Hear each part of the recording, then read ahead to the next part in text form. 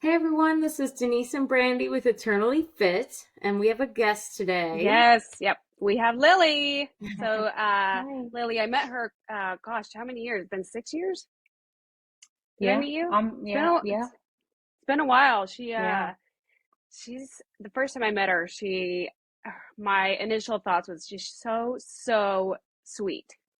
And you can tell she loves everybody. So Thank she's you. quiet usually, but I'm the opposite, so it was easy to get to know her. But I'm gonna go ahead and Lily's gonna talk about her growing up and a few different things. So I'm gonna go ahead and let Lily take it away, and then we will just kind of intervene and ask questions when needed. But Lily, if you ever want to stop and you know want us to say something, just let us know. Okay. All right. Well, thank you guys so much for having me on your podcast. I have a mentor of mine that says, anytime anybody asks for help or if they ask to hear your story, just say yes. So I am a pretty, introverted person, but you guys asked me and I feel very grateful to have the opportunity to give my story. So I'll just jump right into it. So I was born and raised in Birmingham, Alabama.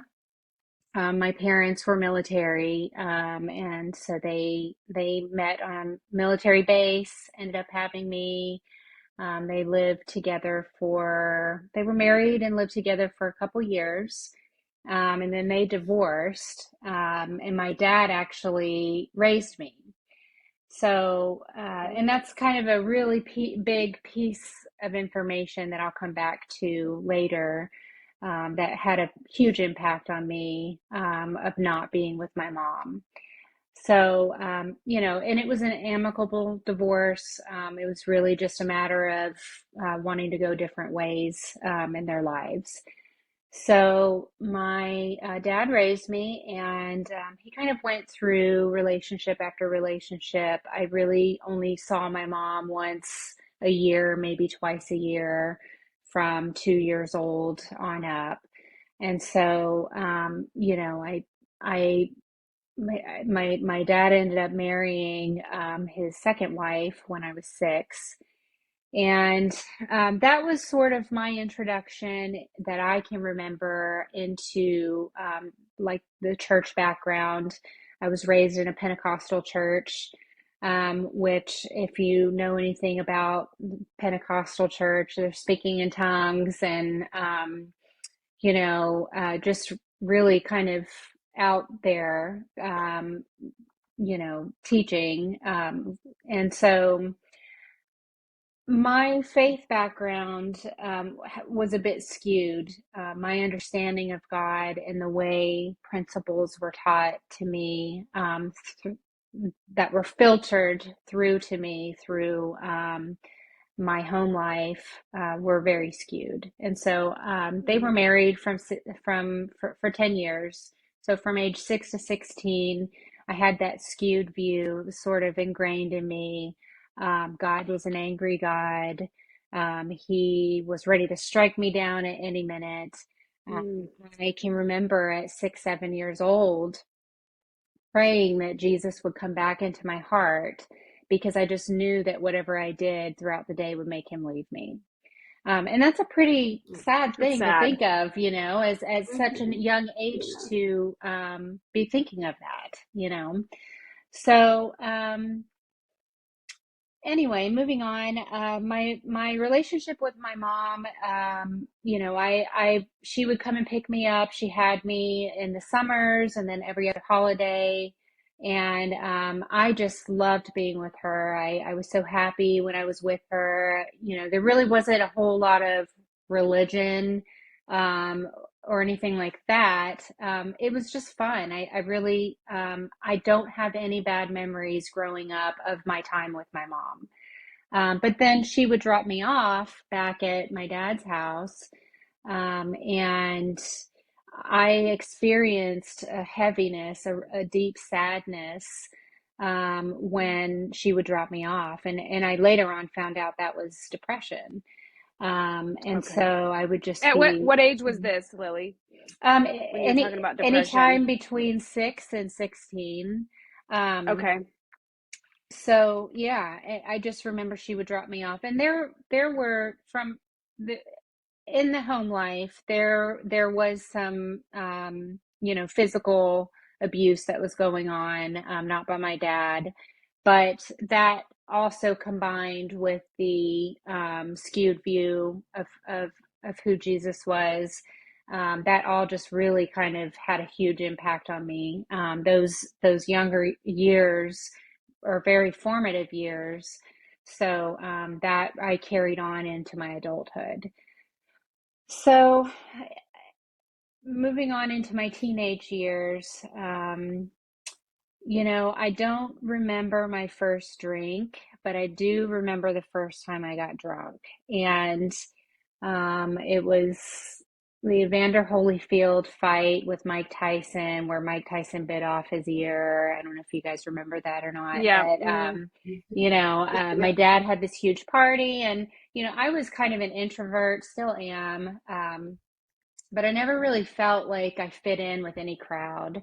And so that made a difference in the type of choices that I made moving forward. And so, if somebody was drinking, normally I would have never done that, but because I wanted to feel like I connected with people and I fit in, I would give in to what I knew was wrong. Just so I could fit in with them. And so, anyway, my dad's throwing this big party, and I remember him saying, "I would rather you drink at home than to be out there doing God knows what and getting drunk. So I'd rather you drink at home." So I was like, "Okay, well, that was back when they had, I don't know if you remember Zimas." Mm-hmm. Yeah, and so anyway, I got really drunk off of that, and I was really sick, and my dad had to carry me to my bed, and he's like, "I bet you'll never do that again." And I thought for sure I never would. Um, but as time went on, I realized that I kept drinking. You would think that that first experience that would have been enough, but I just decided to test the waters more and more. So that Mm. was 1996 when that happened. So, I kind of went on throughout high school. I never really thought I drank too much, but looking back now, hindsight is 2020. Now I know I did. I kind of thought I drank like everybody else around me, and maybe I did, but I think it progressed for me. So I graduated high school and I went off to the military. And so while I was in the military, I was stationed in Biloxi, Mississippi, and I, you know, still dealt with the same kind of issues that I did with not feeling like I fit in with people, not connecting with people. And so there was this group of people that always seemed like they were having such a good time, and they would use code words, and then I realized the code words were words for like drugs that they were doing on the weekends. And so that was Mm. my first introduction to you know other substances other than alcohol. And so again, I remember specifically the day, they're using these code words, and I was like, "What are you guys talking about?" And and they're like, "Oh, you're a goody goody, you know," and I was like, "No, I won't say anything." And I realized how innocent I was at that point, but I ended up, they told me, and then when I ended up doing it, and initially it was because I didn't want them to think that I might tell on them or something like that. But very quickly, I liked it a lot.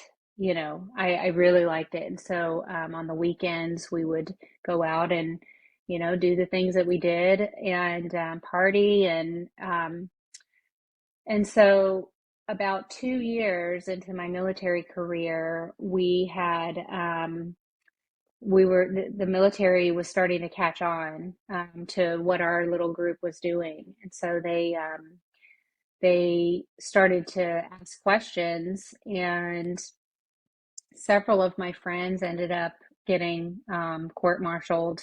I was able to get out of there before they, court-martialed me, but I basically was pushed out of the military. Lily, what is a Mhm. court martial? Yeah, court-martial, it's basically like being arrested, investigated, Okay. but it's just military terms. So, Okay. yeah. So I got out of the military. I decided to move back home to Birmingham, where with my dad. Was doing pretty good. And then I met my first husband, who was 11 years older than me. And we got together. We ended up getting married, and then that sort of I was introduced to pills at that point, and By your husband. By your husband? yeah, Okay. yeah, and then that it was a very tumultuous relationship. That's, yep. Yeah, it was really a tough relationship, and I started to go down the road of daily drug use, daily pill use, Mm. and then I got into cocaine use, and cocaine, that was my drug of choice.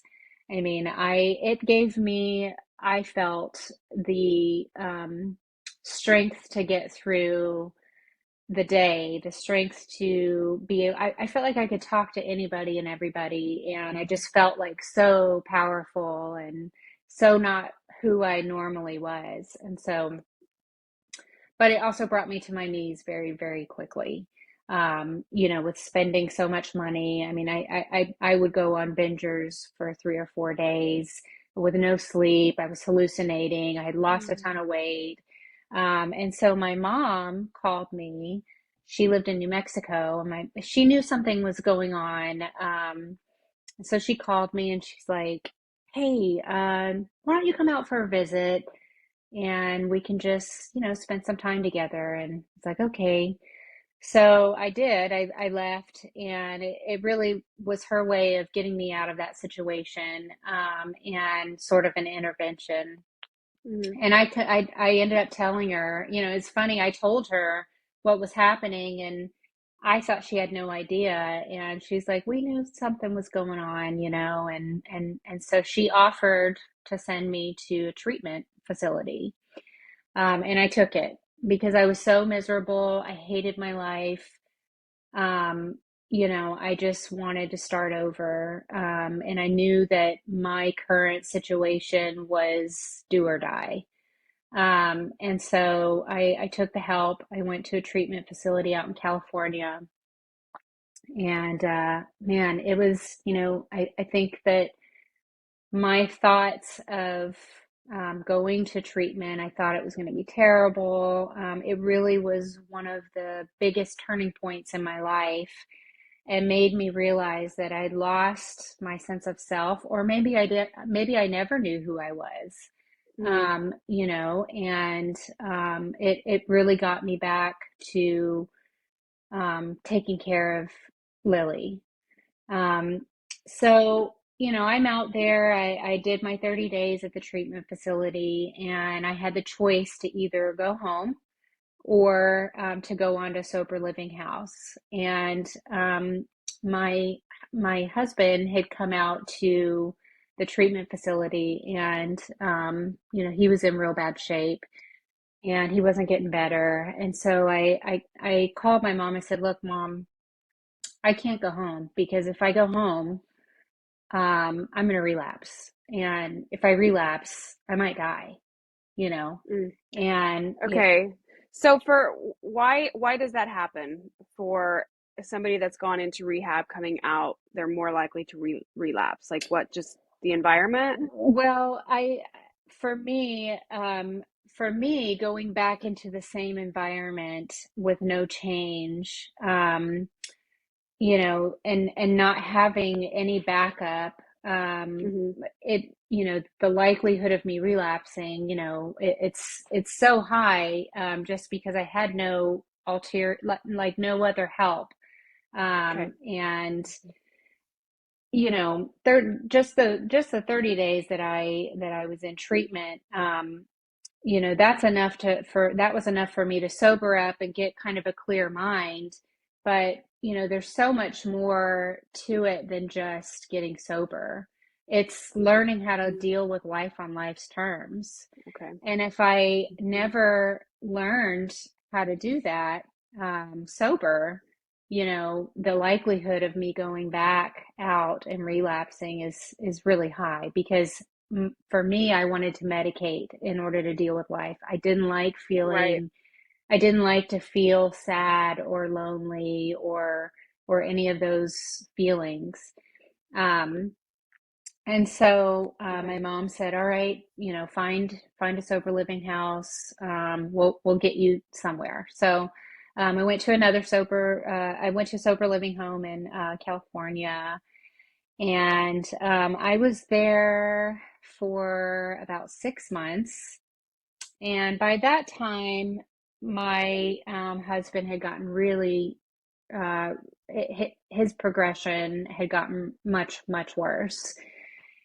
And so I, you know, I always said, and part of this was because of my upbringing in the church. I always said, once I get married, I'm married for life.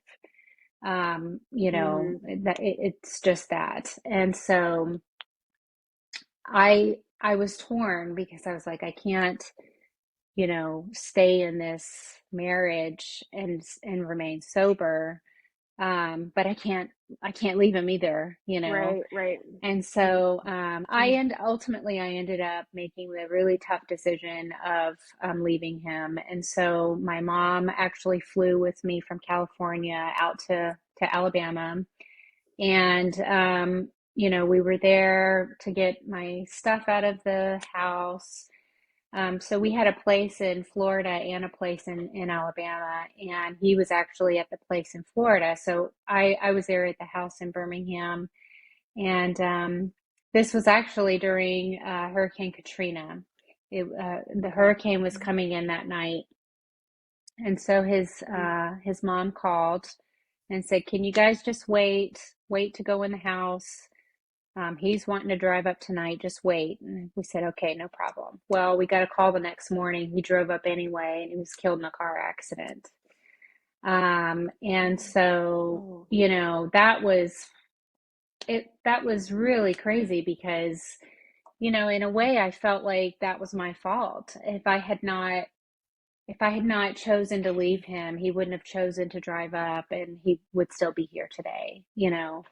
And then I struggled also with a lot of the reason why I got sober was because I had this idea in my mind that we were going to have this beautiful story, this beautiful ending of how I got sober, and then he got sober, and then and it was Right. great. Hmm.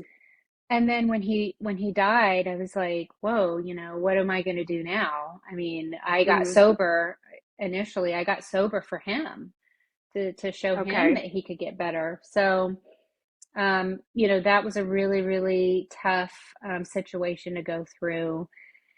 Um, and I ended up going back to the sober living home after the funeral. And once I got back, I lasted about a month, and then I relapsed. And I, I, I re After the sober living. during the sober living. Okay. Yeah, during the sober living, I ended up, I had so much guilt from him dying in that car accident, and I really had no direction on where my life should go now, because of the fact that my motivation for getting sober was not for me. It was for Okay. him. And now that he was no longer with us, um, I just didn't, I had no direction. So I was really struggling with that. I ended up relapsing. Um, and I got kicked out of the sober living home. So I left and I was like, okay, I'm not going back to Birmingham. I'm going to start fresh. I'm going to start new. I'm going to go to Albuquerque where my mom lived. And Okay. I'm going to start brand new, fresh. So anyway, I moved to Albuquerque, and there's a saying that says, "Wherever you go, there you are," and Okay. that really, what that means to me, and my life is proof of it, is that if I don't deal with who I am as a person, if I don't deal with the hurts that I have in my life, it doesn't matter how far I travel, what location I move to, eventually that who I am is going to come out. And I'm going to be Yep. right back where I was when I left wherever I came from. So, and that is what happened. I started over. And meanwhile, you know, I never felt that I was an alcoholic because in my mind, I said, I don't even really like alcohol. I mean, I would drink in, my teenage years, but just like at parties. And, for me, I was a drug addict. That's how I saw myself. So, I was not an alcoholic is what I told myself. And, so when I got out of treatment and I went to Albuquerque, I knew I couldn't do drugs anymore. And so I quickly switched. I mean, it's like I went from party drinking to alcoholic drinking like that overnight. Um, I didn't have a car, and I was living with my parents, and they would go off to work, and I would get my stepdad had a bicycle, and I would get a backpack on, and I would ride my bicycle like a mile down the road, and it was all downhill to the Walgreens, and then all uphill the way back. And I would pack the backpack full of wine bottles, like 6 or 7 of them, and I would drink them within like 2 days. And then I was, hiding wine bottles in different places because I didn't want my parents to, see it. And, so like I said, I went from party drinker to, raging alcoholic drinker overnight like that. Um, Okay. and still, I didn't see myself as an alcoholic because I always I identified once I went to treatment, I identified myself as an addict. And anyway, so then I got a job and I'm working, and then I met my daughter's father. And, so I think it's important to say that my choices when it came to relationships, I had, I had in my mind this idea of the perfect relationship. Um, just 2 kids, a white picket fence, a wraparound porch in the home. I just had this like idea of this perfection for marriage. Mm-hmm. In the Yeah, movies. exactly. I mean, and that's all I had to go Yeah. off of because I didn't have a Hmm. healthy example at home of what a good marriage looked like. Um, or When you were young, did your parents fight? Did they? I know um, they got divorced, but Yeah, so my mom and dad generally had a good relationship when it came to me. I don't remember ever seeing either of them. They seem to be very cordial with each other. Now, in the home would be my dad and his second wife. And there okay. were, some issues there. So, I didn't really have a good example of what a healthy, respectful relationship looked like, or marriage looked like. So again, I had Okay. this, I had this idea in my mind based off of movies, I think, Mm-hmm. of what a relationship should look like. And because I wanted that so badly, I would get into relationships with men and I would ignore all the red flags. I would ignore them all. Because, in the beginning of a relationship, it's always great. It's amazing. It's like I wanted what I felt in the beginning. I wanted that. That's what I thought I'd have throughout, Mm-hmm. throughout the whole marriage. And so I was like, oh my gosh, I love this guy. This is perfect. He's the Mm-hmm. one. He's the one. I've had a lot of he's the ones. And so that's how my daughter ended up coming around. And so, and I'll backtrack to in this relationship with my daughter's father. I ended up relapsing because I had some things that really upset me. Won't go into detail, but I was very upset, and my answer to dealing with life's problems was to medicate. So Mm-hmm. I got drunk, which led to other substances that night with some folks that I worked with. Well, that was the very last time I ever did drugs. And it was because it was such a horrific ordeal. I believe that I, for a split moment, died, and I had like an Okay. out of body experience, and That night. Are yeah, you talking about that night? yeah. Do you want to go into that at all? Because I'm very Um, curious.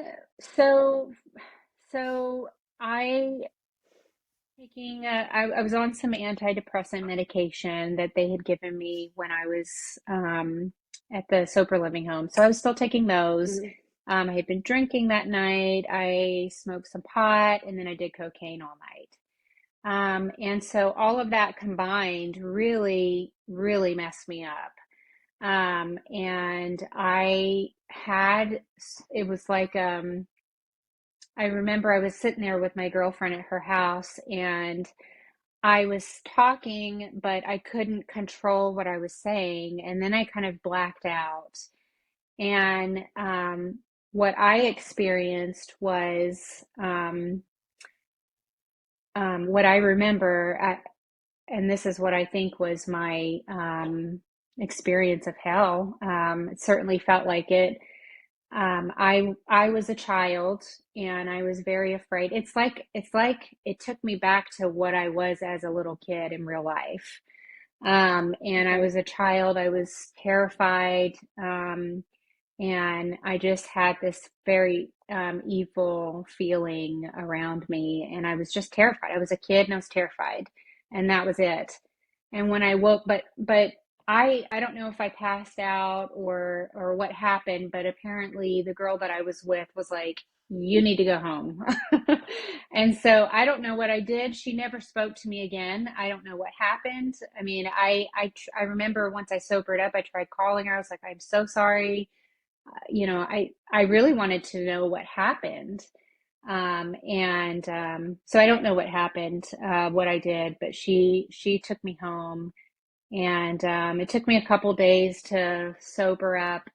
I slept a lot. My mom was really upset.